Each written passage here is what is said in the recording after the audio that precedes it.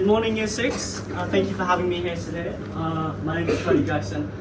Before we get started, can I just have a show of hands? Raise up your hand if you like to watch Netflix. Let's just have a show of hands. Okay, so we can see already like a lot of people, I think everyone likes to watch Netflix, is that right? Yeah. I would be surprised if no one here likes to watch Netflix. I mean, who doesn't, right? Anyways, I'm really sorry to say, but this has nothing to do with Netflix, what I'm going to be talking about today. In fact, it has something to do with what I believe you are just starting, and that is the Year 6 PYP exhibition. So, you might be wondering, what else am I going to be talking about today? Well, obviously I'm going to be giving you a little bit of an insight onto what to expect from the Year 6 PYP exhibition. I'm going to be giving my own personal experience from the Year 6 PYP exhibition. So I'll be giving my own TED talk that I did 7 years ago when I was in your shoes, what I've been doing in the past, what I did in Year 6. Not only that, we're also going to be looking at some advice from the previous Year 6s, so the current Year 7s, what they have to say about how their exhibition went, what their top tips are. And at the end, if you have any questions, I can answer them there. So, you might be wondering what actually makes me qualified to talk about it. Well, this is me, obviously. This was taken like a year ago. First of all, I'm a Year 13 at Charlton College, which means that I did my exhibition. Does anyone want to calculate? 7 years ago. It's quite funny because every single year I keep upping the numbers. Alright, so here are some of my hobbies: music, photography, and work. Yes, I work part-time at a cafe. Okay, I'll have questions later. Is that okay? All right. So, would anyone like to start off by sharing me, by telling me what your passions are, what your interests are? Would anyone like to tell me what their passions are? Yes, over here. Sports. Okay. What about over here? Yeah. Music and sports. Music and sports. Okay, so we've got 2 sports already. Like that. Yeah. Science, dance, Science and dance. Okay, that's nice. Yeah. Last one. Sports and science. So we've got quite a lot of sports. Hands down for now. But that was really great. Thank you for sharing your passions with me. Right. So you might be wondering, why am I asking you what your passions are? This actually comes into place on how to choose your topic. I'm not sure if you've started to think about what topic you're going to choose for the exhibition, but it is really important, in my opinion, that you choose a topic that you are interested in. What do you think that might be? Look, at the end of the day, if you choose something you're not interested in, do you think you're going to want to research it every single night or researching it every single day? Do you think so? What do you guys think? No, right? Okay, so that's really important. Now, does anyone want to have a guess what my topic was? What I did for my exhibition? Okay, let's have a look. Life below water. Life below water. Okay, so that's a global goal. Yeah, we're getting somewhere close. Yeah. Is it like this Neuro. Okay, so getting closer. So it's something to do with one more guess? neurodiversity? Neurodiversity, yes, that is something similar. So neurodiversity is one of the things that I did talk about. It in simpler terms is learning styles. That's what I did my exhibition on. Now, the reason why, hands down just for now, okay, the reason why I did my exhibition on learning styles is because, one, like I said, I was interested in it. I still am interested in it. I wasn't the most academic student. I'm still not the most academic student. I'm not the best at taking tests. I'm not the best at completing my homework. Don't tell anyone, okay? So, that's why I wanted to find out how everyone why everyone learns differently and how everyone learns differently. So yeah, in some sort of sense, it is neurodiversity. However, when choosing your topic, there might be some limitations. So you do need to check with your teacher before you choose your topic. So, once you've chosen your topic, we now get onto the research side of things, right? So there are many different ways to research. There is, in fact, the internet, which I'm sure you all know how to use. There's the internet. You can research via that. there are books and newspapers, the old-fashioned way, if you call it. You can read books and newspapers. You can also survey people, which I will be doing that in a second to show you an example. And you can also conduct interviews. Now, let's do a quick show of hands. Let's do a quick survey. Raise up your hand if you think that the internet is the best way to do your research. Okay, so I can see that it's about, I would say it's about half, maybe less than half. Raise up your hand if you think that books and newspapers is the best way to do your research. Okay, so I can already see that that's kind of less than the internet. Raise up your hand if you think what I'm doing right now, surveying people, is the best way to do your research. Okay, so I can see that's kind of similar response in terms of books and newspapers. Raise up your hand if you think doing interviews is the best way to do your research. So I can see there's like a few, but that's probably the least popular one. Alright, so let me tell you that you're all correct. They're all great ways to do your research. In fact, the more you use, the more research techniques you use, the better and stronger your points will be. Now, let's say that I'm trying to find out if Clearwater Bay school students like to wear school uniform. Do you think I'm going to find it out on the internet? No? Okay. Do you think I'm going to find it out by doing books and by reading books and newspapers? No. Okay. How about surveys or interviews? Yeah. Alright, okay, so we can already see that surveys and interviews are a good way to find out if Clearwater Bay students like to wear a uniform, right? But which one is better? Who wants to tell me? Raise up your hand if you think you have a better idea of which one might be. Okay, over here, yeah? Surveys are better because, like, for interviews, sometimes interviews take a long time. Exactly. And then many people take long time. But surveys, like, they can interact with more people. That's a great response, okay? So actually some may be suited better to others, some research methods may be suited more to depending on what you are trying to find out. Questions later, just hold on a second. Okay, so, now we've talked about research. Let's talk about the skills you might be using or the skills you might need during Year 6 exhibition. So firstly, you have time management. You'll be getting a lot of different tasks throughout the week, throughout the months. You'll be getting a lot of different tasks. So it is important that you have time management skills. You also have prioritization skills. Let's say I get a task from my teacher and it's due on Tuesday. And there's one due on Wednesday.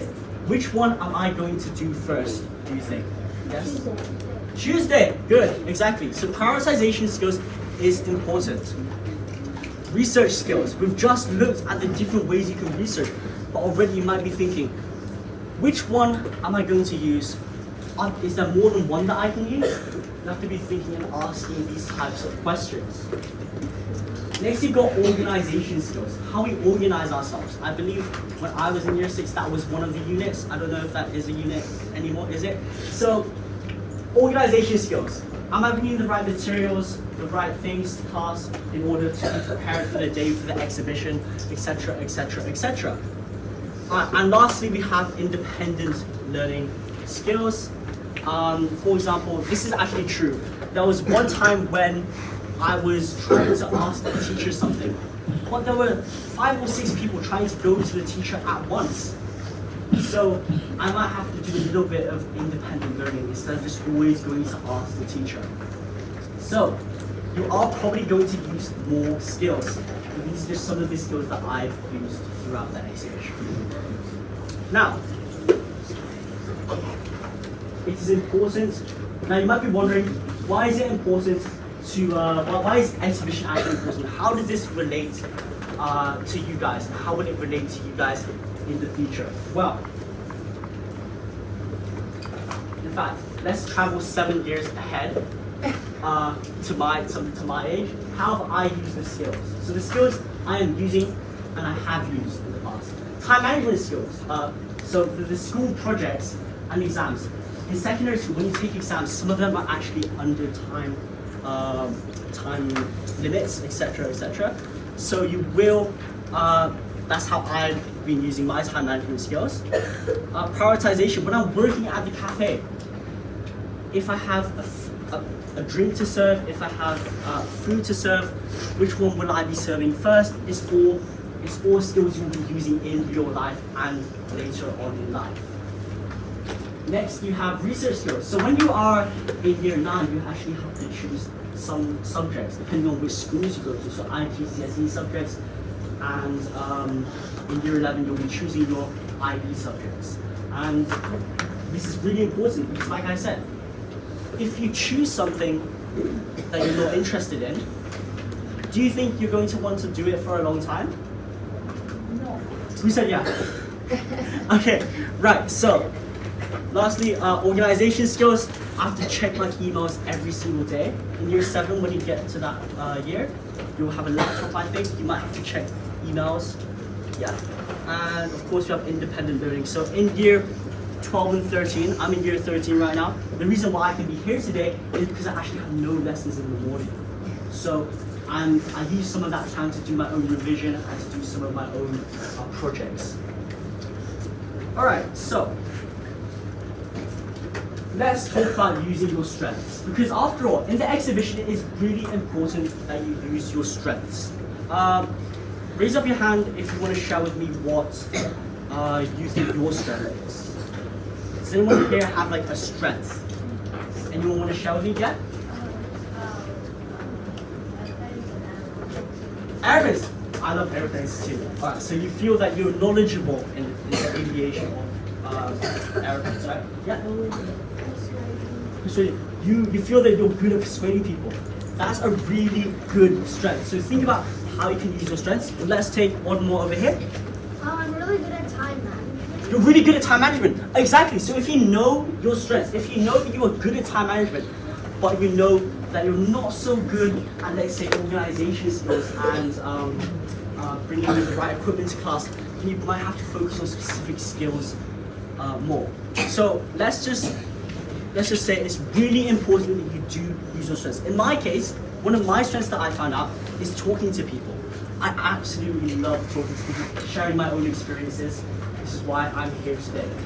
So, for my Year 6 exhibition, as you know, as I told you before, I did mine on learning styles. Now, I'm going to be giving you the exact same presentation, exact same words that I used in Year 6. So this isn't my presentation that I did in Year 13. This is my presentation that I did when I was in Year 6. So, this is a presentation on learning styles. This is a car from 50 years ago. Looks old, right? Oh. Yeah? And this is a car from now. Much faster, right? This is a phone from 50 years ago. I think we all know what a phone looks like now. Now, wait until you see this. This is a classroom from 50 years ago. Wow, right? But guess what? This is a classroom now. Now, just wait. Prince A asked this question in his video. Do schools prepare students for the future or for the past? Just think about that. I believe everyone has different learning styles because everyone learns differently. For example, you might learn by using your sense of touch, or others might learn by listening. But yet, you know that everyone learns differently. Why do we still teach everyone in the same way, like we are robots? Let me tell you this now, we are not robots, because we are humans who learn differently. In school, we treat all students the same through how we assess them. I have learned that tests can cause a lot of stress. You see, when a student's brain is in a state of stress, chemicals are released in the brain which increases alertness and anxiety. These feelings of anxiety makes students feel in danger and ready to run. You see, this is okay in a high-risk situation, but it is not okay when you're trying to learn these things. Think of it like this. How well could you memorize your times tables while being chased by a python? A clinical psychologist told me that students who have early traumas in their lives affect how they learn. That means that they don't feel safe, and so they will not take risks in their learning, and they may be afraid to speak up.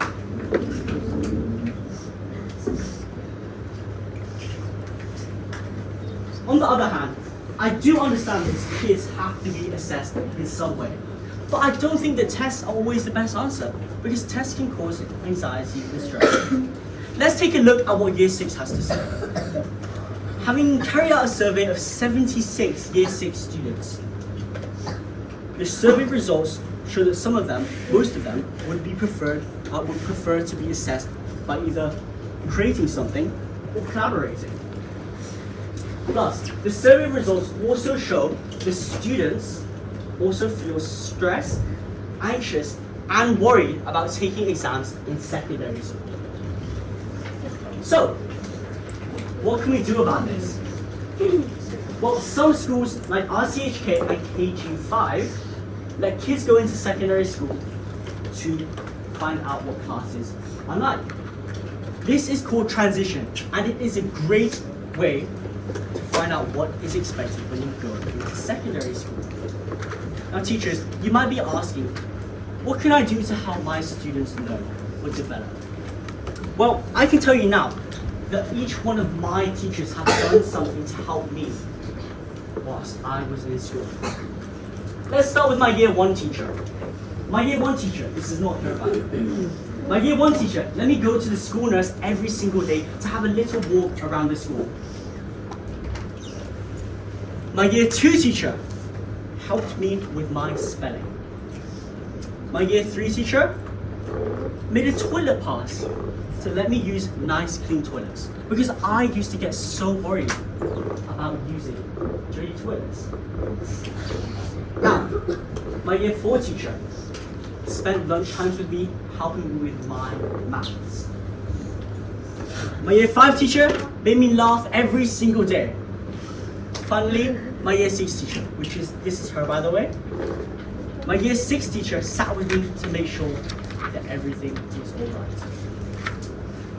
I really do appreciate all of my wonderful teachers. Now, Tisa Marshak in her TED Talk says that there is no such things as learning styles. She believes that there are preferences that do not improve your learning. She also believes that most of what you learn is stored by meaning, not senses. Just like people have better learning preferences, just like people have learning preferences, some people have stronger visual memory or auditory memory or better processing skills, which help them do better on certain tests. But I totally disagree, because everyone has their own needs, own strengths, and own opinions. That's what makes our brains unique. We all think differently. Based on my experience, when I don't understand something in maths, I would usually draw a diagram. That is using my visual learning style. Now, having spoken to teachers and special education needs educators at Clearwater Bay School, they told me that they were using equipment to help students with their learning. For example, a student who is really good at maths but struggles with sitting still is using a trampoline to bounce his way into learning his times tables. Now, this is an excellent move forward in meeting the needs of individual students. When you exercise, you release endorphins which make you feel happy. I find this very interesting, because surely if you are happier, then you must learn better, right? To summarize, tests make people sad and unhappy. Tests make people sad and unhappy, especially when smarter students show off. it might not be that they're actually smarter. Maybe they're just better at taking tests. This is unfair. Also, if students believe that they are dumb and stupid, they might not even bother to try and may fail on purpose. Think of this. If you judge a fish by its ability to climb a tree, it will spend its whole life believing it is stupid. Thank you.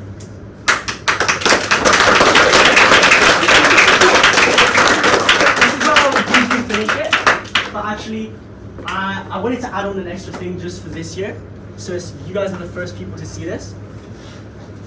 This is a video from the year 7s in my school, and they wanted to say a few things to help you guys along the way, with their top tips for the exhibition. So they did their exhibition, actually, I think it was last term, because they don't do it in term 1, they do it in term 3. So they've done it pretty recently. Let's have a look. One of my top tips for the New Year Sixes would be to choose a topic you are interested in and actually passionate. It was working. One of my top tips for the New Year Sixes would be to choose a topic you are interested in and actually passionate about. Let's see what the previous year Sixes top tips are. My top tip for the exhibition is to not overwork yourself and don't stress yourself. My top tip for exhibition is to make it attractive. My top tip for exhibition is have different sources when researching. Yo, what's good, y'all? So my top tip is don't stay up late for exhibition. My top tip for the exhibition is put Chinese translation because some parents might not know. My top tip for exhibition is to choose a topic that you are familiar with so that you can focus more on the presentation rather than research. My top tip for exhibition is to challenge yourself during the process. Now let's just have a think about that. What was the last thing that they said? Challenge yourself, right? Exhibition is meant to be challenging. It is meant to be something that you work on.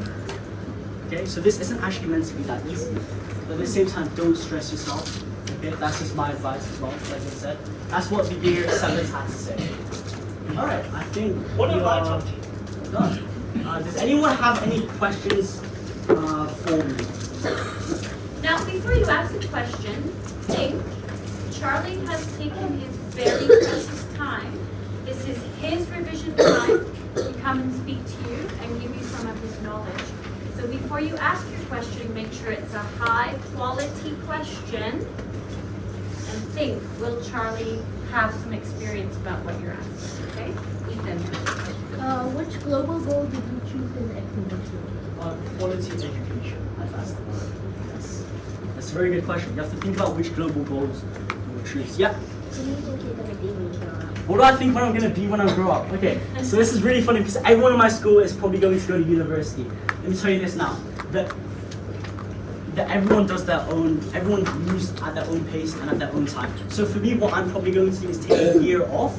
I'm currently thinking about different pathways, but what that means is when I take a year off, so it means that I won't go straight to university. It means that I can actually have some time to think about what I want to do.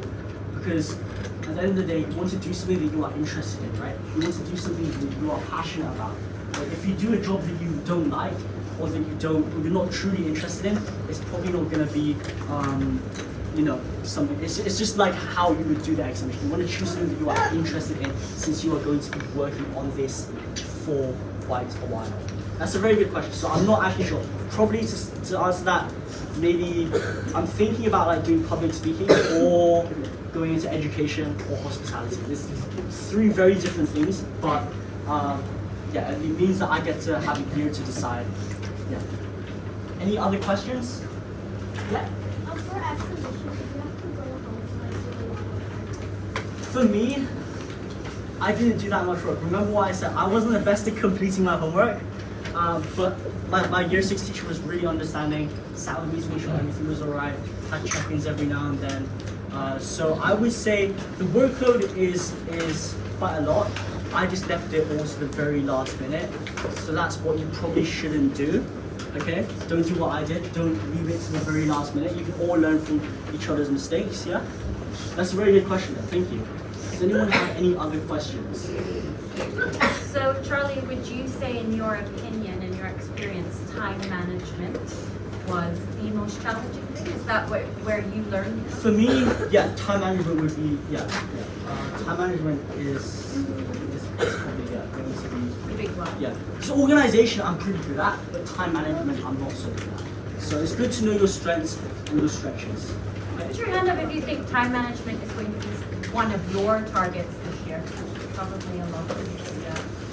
You do learn a lot through exhibition, don't you? You do know, like I said, you will use these skills later on in life. You've probably used them before, but as you use the skills more, you will be getting better at equipping those skills.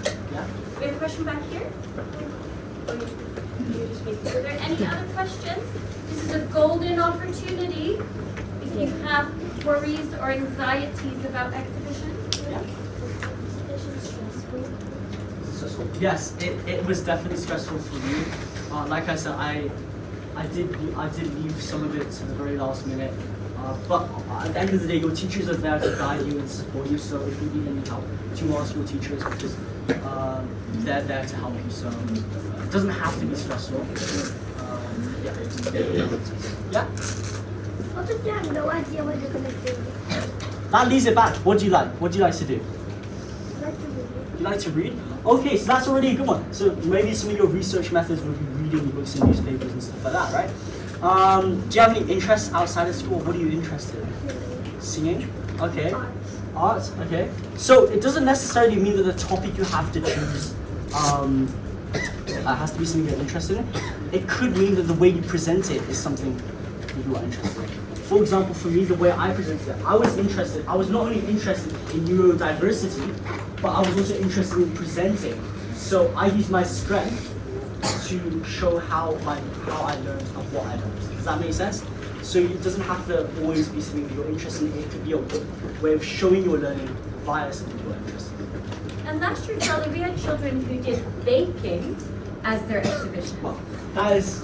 So that it can be just something you love doing. You could do singing as your exhibition. You could make a song raising awareness about your global goal. And I don't know, you have to check with your teachers, but there's definitely different ways to do it. Yeah. Question at the back. Yeah.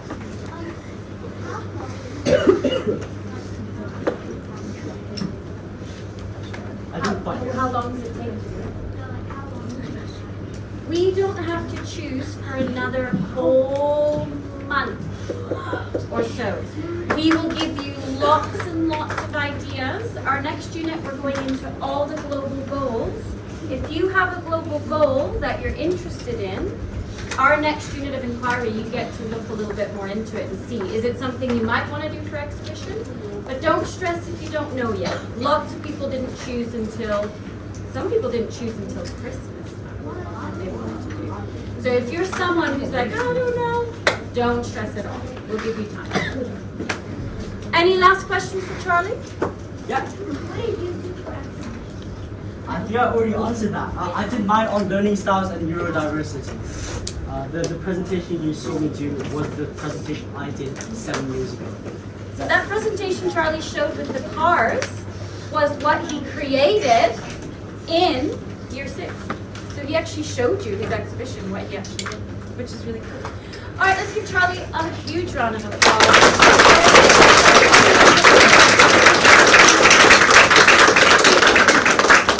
Okay, so the other thing, we were doing dialectical thought just now. We were listening to a presentation while evaluating and thinking about presentation skills. Does anyone have feedback for Charlie about some really great things they noticed in his presentation style? Jack? Super confident speaker. Wow, I was impressed. Emer? I like how you use other people's words. Oh, thank you. Oh yeah, so I forgot to mention the last quote at the end was a quote by Albert Einstein. So yeah. About the fish. Yeah, the fish one was Albert Einstein. Kylie, feedback? I like the Python example. That was fun. The which one, sorry? The Python example. That was fun. Oh, yeah. Thank you. Yeah. Jessica? How you were sharing important information sometimes isn't. Do you say that nice and loud? He was using important information as well, sometimes using humor. Yeah, he used humor and kept it interesting. I was interested the whole time. This is George Charlie. He's just come in, Mr. George. Any other feedback for Mr. Charlie? Did he make eye contact? Yeah. Did he have good body posture? Yes. He Alessandro. explained it really clear and loud, and we can understand it in a different way.